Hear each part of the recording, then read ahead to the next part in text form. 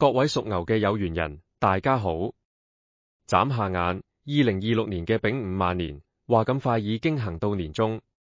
呢段時間我同啲屬牛嘅老友記坐埋傾偈，成日都聽到佢哋講起自己大半世人走過嚟，實在唔算輕重。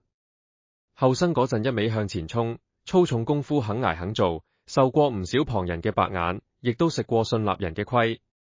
一步一腳印，試過有一段日子真係望唔到盡頭。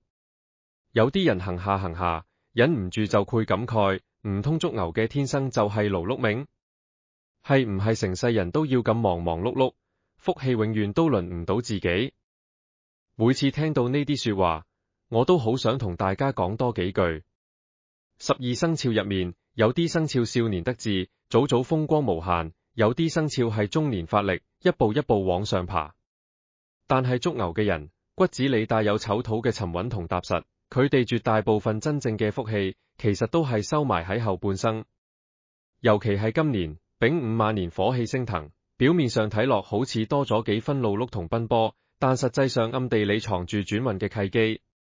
如果你屋企有屬牛嘅親人，又或者你自己就係屬牛之人，覺得我講得有幾分道理嘅話，不妨點個讚，留低一句福後家興，將呢份沉甸甸嘅福氣接進家門。我都衷心祝願所有勤勞本分嘅屬牛人都能夠苦盡甘來，晚年安享清福。我喺度同屬牛人打交道咁多年，發現一個幾有意思嘅規律。有3個歲數嘅屬牛人，後生嗰陣未必有幾耀眼，甚至唔少人都走過一段好長嘅低谷路，吃過旁人冇吃過嘅苦，受過旁人冇受過嘅委屈。但佢哋一旦跨過咗人生某道坎，往後嘅日子就會一日比一日順，福氣一日比一日厚，家底一日比一日厚實，到咗晚年更加可以安安穩穩咁享危信之福。講得直白啲，呢3個年齡嘅屬牛人係天生嘅大器晚成之命。好多人眼下可能仲未察覺到變化，但等時機一到，該嚟嘅福氣一樣都唔會少。所以今日呢啲說話，大家一定要擺上心，尤其係屋企有屬牛嘅長輩、父母、兄弟姊妹，又或者自己嘅伴侶、仔女，都可以多留意幾分。好多時候唔係一個人命唔好，只係捉於佢嘅好運仲未到，真正啟程嘅時候，你攔都攔唔住。熟悉屬牛嘅人都知道，佢哋呢世人最大嘅特點就係一個實字，性子實，做嘢實，講話做事唔玩虛嘅，應承咗別人嘅事，拼盡全力都要做到，從來唔會輕易失信於人。做嘢唔理係返工、打工，抑或操持家務，從來都係一步一個腳印，唔會耍小聰明走捷徑。哪怕要多花啲氣力，多受啲累，都要將事情做到妥妥當當。心性更加實淨，遇到難處從來唔中意同人抱怨，習慣咗自己剛。屋企嘅煩心事，工作上嘅壓力，都習慣收埋埋，經俾身邊人添麻煩。旁人只睇得到佢哋沉默寡言，性子有啲執拗嘅一面，卻好少有人知道佢哋心裏面裝住嘅係成頭家嘅安穩。為咗父母能夠安享晚年，為咗仔女能夠有更好嘅出路，為咗伴侶能夠笑得開心啲，佢哋寧願自己食多幾倍嘅苦，都唔願意身邊人受半點人委屈。屬牛嘅人唔擅長講甜言蜜語，亦都唔識得花言巧語氹人開心。佢哋對你嘅好，全部藏喺行動入面。屋企老人身體唔舒服，佢哋二話不說就帶去睇醫生，跑前跑後端茶送水，比邊個都上心。仔女遇到難處，佢哋嘴上唔講，背後卻靜靜雞將一切安排妥當。朋友有困難開聲，只要自己幫得上，從來唔會托手踭。佢哋嘅情義，從來唔係掛喺嘴邊嘅，而係實實在在做出嚟嘅。咁樣嘅性子，睇落好易食虧，好易俾人佔便宜，但實際上一言一行都係喺度幫自己積德，一步一路都係喺度俾自己賠福。後生嗰陣食嘅每一分苦，受嘅每一次累，到咗後半生都會變成實實在在嘅福氣，返嚟自己身上。老一輩成日講牛耕福田麥代興旺，後生嗰陣嘅屬牛人因為性子太直，心腸太軟，又太過重情重義，難免會行啲冤枉路，立信一啲人，錯失一啲機會，甚至辛辛苦苦打拼返嚟嘅嘢，一轉眼就化為烏有。但隨住年紀慢慢增長，閱歷越嚟越深，睇人睇事嘅眼光越嚟越準，待人接物亦越嚟越通透。曾經邁唔過嘅坎慢慢就都過去落，曾經留唔住嘅嘢或者會以另一種方式返嚟。尤其係2026丙午晚年，火氣升騰，火能生土，對於捉丑土嘅屬牛人嚟講，呢一年係印星主事之年。印星主貴人，主安穩，主福氣。正係因為需要操心嘅事唔少，手頭嘅功夫又比往年更忙，有時候甚至會覺得自己分身乏術，壓力比平時重咗幾分。但大家要記住，壓力嘅另一面就係轉機。好多機會從來都唔係安安穩穩咁送上門嘅，都係喺忙忙碌碌當中慢慢浮現出嚟嘅。如果最近呢段時間你仲覺得事情多，勞碌不斷，唔使太過焦慮，亦都唔好嫌麻煩。好多時候越忙，反而越說明好運正喺度向你靠攏。捱過呢段日子，後面就係一片坦途。呢一年最忌嘅就係無謂嘅衝動，唔好睇住旁人賺快錢就眼紅，亦唔好諗住行捷徑搏一把。屬牛人嘅福氣，從來都係要靠穩重，靠積累，一拳一腳打出嚟嘅。將根基打穩咗，後面嘅路先至可以行得長遠。講到呢度，我先同大家分享一個簡單易行嘅小風水法子。屋企有屬牛嘅人，平時可以多啲留意下家中嘅東北方位。東北喺五行入面屬土，正正係屬牛人嘅本命方位。呢個位置最忌雜亂昏暗，千祈唔好堆放爛鞋、舊紙箱同成年唔用嘅雜物，更加唔好放垃圾桶同殘破嘅家私。要盡量保持乾淨光猛，經常開窗通風，等氣場可以順暢流動，咁樣就可以慢慢催旺貴人運，令你身邊總有人願意搭把手。另外，而家可以喺呢個位擺上一兩盆葉片圓潤厚實嘅植物，唔使幾多名貴嘅品種，好似金剪樹、橡皮樹咁就好，數量以5盆或者8盆為佳，取其吉數。只要葉片翠綠，生得興旺，自然會帶動好氣場。好多人覺得呢啲只不過係尋常擺設，其實風水之道講到底就係氣場之道。環境整潔清爽，人嘅心情自然就會舒暢，心態穩咗，做嘢就唔容易出錯，運勢亦都會跟住慢慢好轉落嚟。好啦，跟住落嚟就要講講我開頭提到嘅嗰3個歲數。第一個要講嘅歲數，好多人聽完都會深有感受。呢個年紀嘅屬牛人，大半世人好似都係為別人而活。後生嗰陣食過嘅苦，受過嘅難，講起嚟都令人心酸。但亦都恰恰係呢啲磨人嘅經歷，練就咗佢哋遠超旁人嘅沉穩同擔當，亦積累咗旁人俾唔到嘅深厚福德。如果屋企有1961年出世嘅屬牛人，今年剛好65歲，咁接落嚟呢啲說話，你一定要好好聽入心。1961年係辛丑年，生於此年嘅人屬壁上土命。呢種命格嘅人，天生就帶住進喺骨子裏嘅責任感，前半生係推住成頭家向前行，到咗後半生，先至能夠穩穩當當咁接住足於自己嘅福氣。佢哋出世嗰個年代，日子普遍過得緊巴，細個嗰陣就跟住屋企大人捱苦，好細個就做過擔擔抬抬嘅重活，10幾歲就跟住生產隊忙工分，天未光就落田，天黑齊先返到屋企，一年到頭都食唔上幾餐白米飯。嗰陣時莫講話食飽着暖，就連3餐白粥水都未必餐餐有，肚餓就飲多2啖水頂住。成家之後，更加係一心搏喺家庭上，為咗養活一家大細，乜嘢苦活累活都願意做。有啲係公庵入面一打就幾10年工，3班倒年就轉，熬到落下一身腿痛腰痛嘅職業病，卻從來唔肯清假休息，就經扣咗全勤獎，仔女嘅學費冇着落。我識得有位60幾年出世嘅細伯，後生嗰陣喺碼頭做搬運，膊頭磨到起晒件，朝朝擔住100幾斤嘅貨行上落船，返到屋企成個人散晒，但佢話只要諗起個仔可以讀到書，就乜都值得。有啲係走南闖北做小生意，風裏嚟雨裏去，擔住擔子走街串行，一分錢都想擺成兩半市。有啲係守住屋企嘅幾畝田地，面朝黃土背朝天，就盼住仔女可以讀書成才走出村莊。佢哋呢世人總係將最好嘅嘢留俾老人同仔女，自己省吃儉用，一件衫着完一年又一年，補丁疊補丁都唔捨得丟。屋企整啲好餸，先夾俾老人同仔女，自己就住鹹菜食粗糧。逢年過節實會幫仔女添置新衫，但自己從來都唔捨得買件新嘅。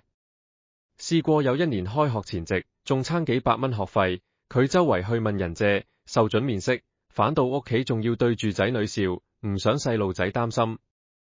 後生嗰陣嘅佢哋，好少有真正艱落嚟嘅時候，心裏面裝住嘅，全係父母嘅身體、仔女嘅學業、屋企嘅開銷，唯獨好少諗起自己。亦正正係因為咁，佢哋前半生雖說辛苦勞碌，但積累落嚟嘅福德卻係實打實嘅。孝順父母積咗孝道福，撫育子女積咗慈愛福，勤懇做事積咗本分福，待人真誠積咗人脈福。呢啲福氣後生嗰陣唔顯山唔露水，到咗晚年就攰一啲啲全部顯現出嚟。好多1961年嘅屬牛人，到咗呢2年都攰，明顯感覺到以前操唔完嘅心慢慢都放低咗。仔女都已經成家立業，有咗自己嘅小家庭，亦都明白咗父母嘅唔容易，越嚟越孝順。逢年過節都諗住往屋企跑，平日也經常打電話返嚟問候。個仔大學畢業揾到份好工，第1個月出糧即刻封咗封大利是俾佢，佢揸住封利是眼濕濕，唔係因為錢，而係覺得啲仔女識得感恩，再辛苦都值得。屋企嘅日子越來越安穩，唔使再為柴米油鹽發愁。退休金按月領住，手頭嘅餘錢慢慢多起身。曾經因為忙碌而疏遠嘅老朋友、老同事，亦都慢慢重新行埋一齊。平日一齊傾下偈、散下步、捉下棋，日子過得越嚟越舒心。呢種狀態喺命理上叫晚景逢春，意思就係後生嗰陣種落嘅善因，到咗晚年終於結出善果。人生走完咗勞碌嘅上半場，終於迎來安穩享福嘅下半場。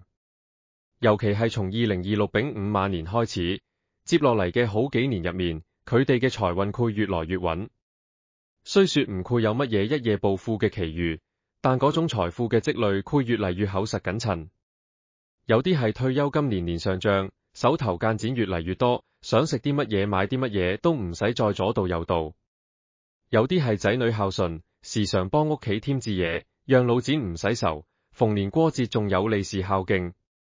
仲有一啲係早年置辦嘅房產，積蓄慢慢增值，家底越嚟越厚，唔單止自己養老無憂，仲能夠幫襯一把萬備。更加重要嘅係，佢哋終於開始學智為自己而活。以前唔捨得食嘅嘢，而家願意買嚟試下；以前唔捨得去嘅地方，而家願意跟住老伴出去行下睇下；以前唔捨得使嘅錢，而家願意使喺自己身上，養下花聽下曲，點樣舒心點樣嚟。其實呢啲先係真正嘅富貴，唔係銀行卡入面有幾多個零，而係身子骨硬朗，身邊有人陪伴，人孫懂事孝順，日子過得安穩又踏實。講到健康，都要提點1961年嘅屬牛朋友幾句。丙午晚年火旺土受熱，容易有啲燥火，平時要多啲留意脾胃同關節方面嘅問題。飲食上盡量清淡啲，少食油膩生冷嘅嘢，唔好食得太硬太餐。有啲老友記中意食糯米飯、肥豬肉，但今年要戒口，食多啲淮山、小米粥，樣樣個胃。天氣轉變嗰陣要及時添衣，尤其係腰腿關節處，要注意保暖，唔好硬撐。睡房入面嘅床頭一定要靠住實牆，唔好背對空曠地方或者窗門。床邊唔好擺太多電子產品，尤其係手機、平板之類，唔好放喺枕頭邊。如果方便嘅話，可以喺床頭擺一盞暖黃色嘅小夜燈，夜晚開住微光，既能夠穩定氣場，亦能夠令睡眠更加安穩。另外，屋企嘅西北方位今年要盡量保持光猛明亮。呢個方位今年同屬牛人嘅貴人運好有緣，平時可以喺呢個位置擺一個陶瓷壺，或者2塊圓潤光滑嘅天然石頭，唔使幾多名貴，乾淨整齊就得。陶瓷屬土，壺下陰福，可以吸納貴人。其實風水調角從來都唔係乜嘢逆天改命嘅法子，只不過係將身邊嘅氣場理順，等好運更容易揾上門啫。好似我見過有啲人將東北角變成雜物房，成日頭昏腦脹，後來執乾淨之後，整個人嘅精神都唔同晒。講完1961年，跟住落嚟要講另一個歲數，同樣令人感觸良多。如果屋企有1973年出世嘅屬牛人，今年正好53歲，咁一定要多俾自己一啲信心，亦要多珍惜眼前嘅日子。祝於你哋嘅好時候，先至啱啱開始。1973年係癸丑年，出生之人祝喪謝木命。呢種命格嘅人根基紮實，韌性極強，就好似桑樹咁，哪怕生喺石罅入面，都能夠慢慢扎落根去，最終熬出頭。佢哋呢世人就係典型嘅先苦後甜。後生嗰陣明明能力唔差，做嘢踏實肯捱，但運氣總好似差咁一啲。80年代末90年代初，好多人趕住下海經商嘅浪潮，佢哋亦都試過。嗰陣時啱啱改革開放，好多後生仔都膽粗粗去闖，佢哋可能試過喺夜市擺地攤，肉鍋衫褲鞋襪，但因為冇經驗俾人走數，俾人趕，最後食晒本錢。又或者託人介紹入咗間電子鵪做流水線，日日對住啲電路板，重複同一個動作幾千次，手指都磨到變形，諗住可以安穩做到退休。點知90年代尾公鵪不移，成條生產線話執就執，佢哋就咁樣落咗崗。嗰時仔女仲讀緊中學，老婆份工又唔穩定，成頭家嘅擔子一下子冚落嚟，夜晚瞓唔着，一個人行出露台食煙，望住個天，唔知聽日會點。有啲係單位入面兢兢業業做咗10幾年，眼睇住就快升職啦，結果撞正單位改制落崗待業，人到中年上有老下有小，連個穩定嘅收入都冇，嗰段日子嘅艱難只有自己知。有時候機會明明就喺眼前，臨門一腳卻因為種種原因擦身而過。有時候辛辛苦苦忙活大半年，最後收成仲及唔上嗰啲投機取巧嘅人。有時候日子啱啱有啲起色，又會遇到新嘅波折，不得不重新開始。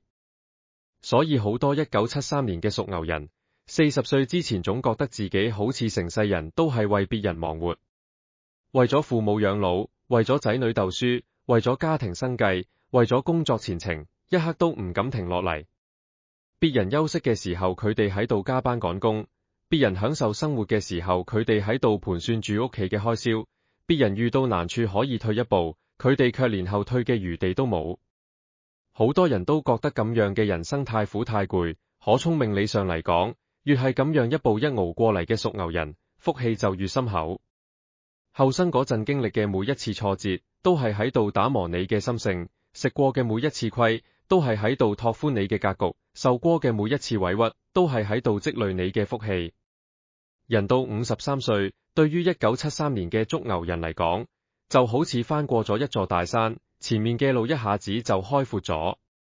最明顯嘅變化就係運勢越來越穩，以前起起伏伏嘅日子慢慢變得順暢起嚟，以前成日擔心嘅嗰啲問題也會一件一件慢慢得到解決。尤其係接落嚟嘅呢10年，正正係佢哋貴人運最旺盛嘅時候，身邊願意幫襯自己嘅人會越嚟越多，有啲係相交多年嘅老朋友，關鍵時候願意拉你一把，有咩好機會第一個諗起你。有啲係自己帶出身嘅晚輩，識得感恩，事事都記掛住你，遇到你有難處比自己嘅事仲上心。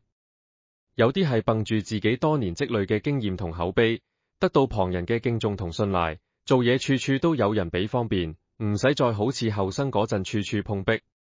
仲有唔少人，哪怕到咗臨近退休嘅年紀，都能夠揾到新嘅人生方向。又或者發展自己嘅興趣愛好，寫寫字畫下畫，種花養魚，將日子過得有滋有味。又或者憑住手藝同經驗，做返啲輕鬆嘅小事業，唔使再好似後生嗰陣咁搏命，賺嘅錢足夠自己花銷，仲可以幫補家用。又或者幫住仔女湊下孫，操持下家頭細務，睇住孫輩一日日長大，享受天倫之樂。好多人覺得人過50歲，人生就開始行下坡路啦，但對於1973年嘅屬牛人嚟講，50多歲反而係人生嘅第二個春天。前半世人都係為別人活，到咗呢個年紀，父母嘅養老安排妥當，仔女亦都成家立業，膊頭嘅擔子慢慢輕咗，終於有時間為自己打算。後生嗰陣冇機會學嘅手藝，而家可以慢慢學；後生嗰陣冇去過嘅地方，而家可以慢慢逛；後生嗰陣冇嚟得切聯絡嘅老朋友，而家可以慢慢聚返。唔使再睇別人面色做嘢，唔使再為生計日夜發愁，心態越嚟越平和，日子亦越過越有滋味。舊年個仔娶咗老婆，個女又考入咗大學，以前借出去收唔返嘅舊債，竟然有人主動旋返少少，呢啲就係常講嘅人到中年福氣回歸。如果屋企有1973年嘅屬牛人，平時可以多啲穿戴中式嘅土黃色、撞青色嘅衫，呢啲顏色同屬牛人嘅命格氣場相合，能夠幫助穩定運勢，減少波折。屋企嘅東南方位要保持通風整潔，唔好堆放破損嘅家私同成年唔用嘅雜物。東南方係財位同名聲位，如果亂糟糟，就好似將財神當喺門口。我記得有位阿姨佢東南角放咗個爛咗嘅風扇成年，後來我提醒佢掉咗，過冇幾耐佢老公就接咗單大生意。平時盡量多用暖色調嘅燈光，少用冷白光，令到成個屋企嘅氣場更柔和，家人相處亦會更和睦。仲有一點要記住，廚房入面嘅米缸同麵缸，千祈唔好長期空住。老一輩成日講倉廩實家道安，就算屋企人少，食得唔多，都要盡量保持米缸入面有7-8成滿嘅糧食。呢個唔單止係為咗有備無患，更加象徵住家中有餘糧，生計唔潰斷，久而久之就成為一種聚福嘅講究。體現米缸有米，人就心安，做嘢都有底氣，既係對安穩日子嘅念想，亦都代表家運唔會輕易起波折。講完1973年，仲有最後一個歲數嘅屬牛人，更加係天生帶住口福之相。後生嗰陣或者唔算最出眾嗰個，但越往後行運勢就越好，能力就越強，慢慢就成為成頭家嘅定心丸，成個家族嘅依靠。如果屋企有1985年出世嘅屬牛人，今年正好41歲，咁真係要恭喜你。呢個年齡段嘅屬牛人係實打實嘅大器晚成之命，40歲之後人生先至真正進入上升嘅快車道。1985年係乙丑年，出生之人捉海中金命。呢種命格嘅人金藏海底，早年不顯，需要經過歲月嘅打磨同沉澱，先至能夠慢慢散發光芒。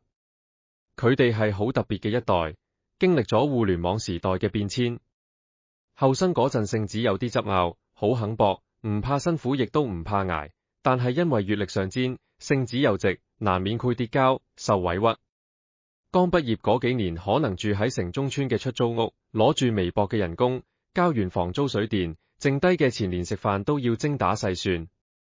幾千蚊人工，喺大城市租個床位都要成千蚊，每日逼地鐵逼到散晒，放工返去對住4幅牆，連個窗都冇，煮個即食麵就當一餐。工作上受咗委屈唔敢同屋企講，怕父母擔心，只能自己匿喺被竇度喊，第二日擦乾眼淚照常返工。後來唔份書，同幾個老友夾份開網店賣潮流服飾，開頭生意幾好，大家雄心壯志，點知一個雙11記錯數，庫存積壓血本無歸，幾個合夥人炒大鑊不歡而散，自己孭住成身債唔敢同父母講，過年返屋企仲要扮到好風光咁封利是。啱出社會嗰陣，佢哋食過冇經驗嘅虧，受過旁人嘅排擠，有過迷茫落魄嘅日子。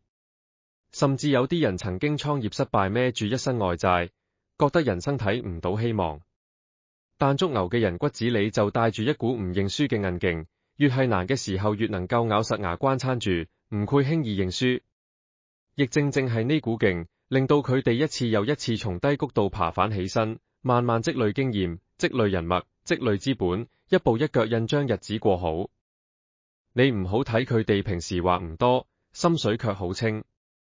邊個對自己好，邊個幫過自己，都記喺心入面，等自己有能力嗰陣一定會加倍旋返。邊個虧待過自己，邊個灑過心機，亦都清楚，只係唔會當面揭破，往後行遠啲就係。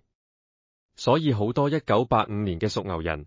過咗40歲之後變化會特別明顯，事業上越來越穩陣，以前總摸唔準嘅方向而家越嚟越清晰，以前搞唔掂嘅人脈關係而家處理起嚟游刃有餘，收入一年比一年高，家底亦越來越厚實，公司上咗軌道，終於可以準時收工，週末陪老婆仔女去公園。佢話而家先明白，以前以為發達就係成功，而家先覺得一家大細齋齊整整冇病冇痛，先至係最大嘅福氣。家庭裏面更加係和睦安穩，對上能夠孝順父母，令老人家安享晚年，對下能夠教育子女，俾仔女做好榜樣，同伴侶相互扶持，感情越嚟越深厚。好多後生陣時諗都唔敢諗嘅嘢，到咗呢個年紀都慢慢變成現實。更加難得嘅係，佢哋命裏面自帶貴人運，越係到咗中晚年，貴人運就越係明顯。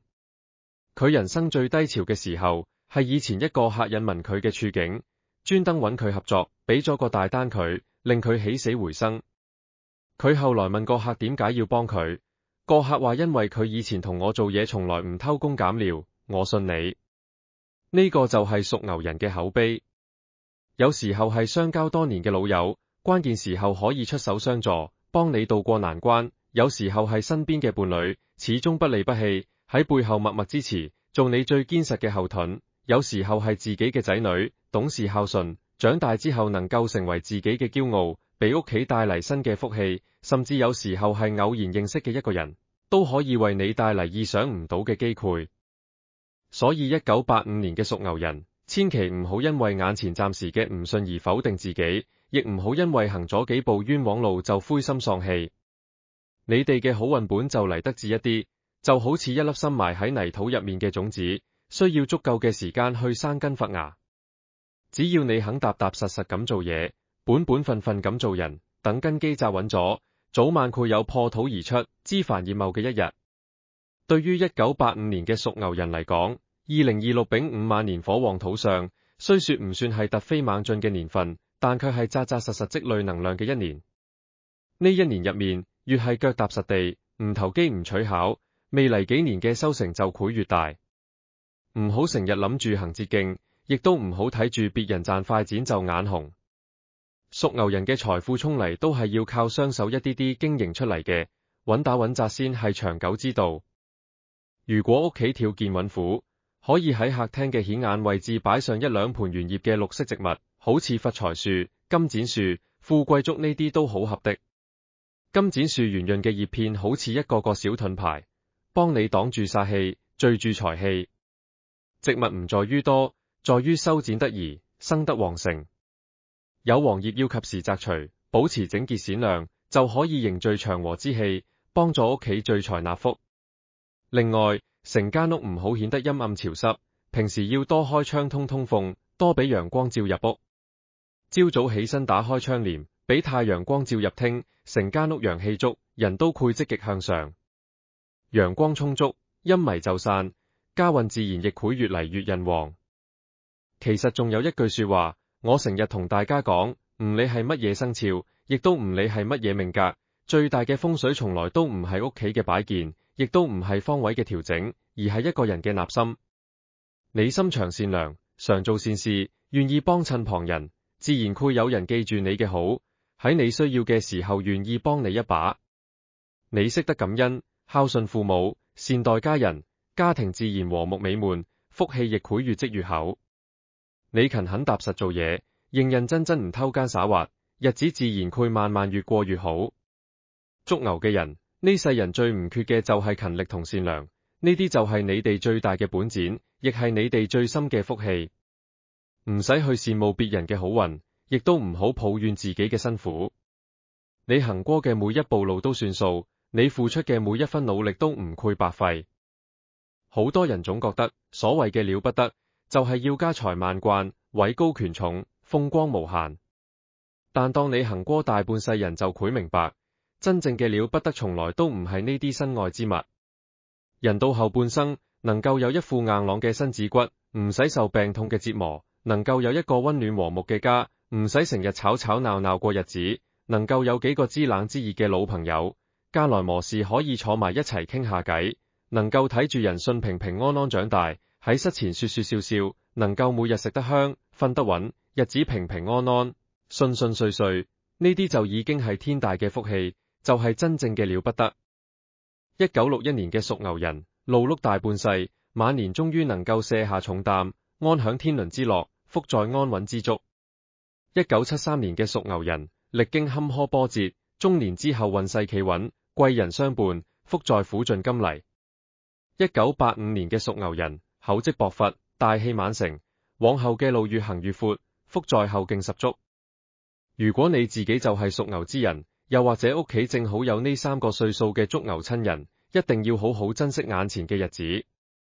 唔使急，亦都唔使灰心，更加唔好因為一時嘅低谷就懷疑自己。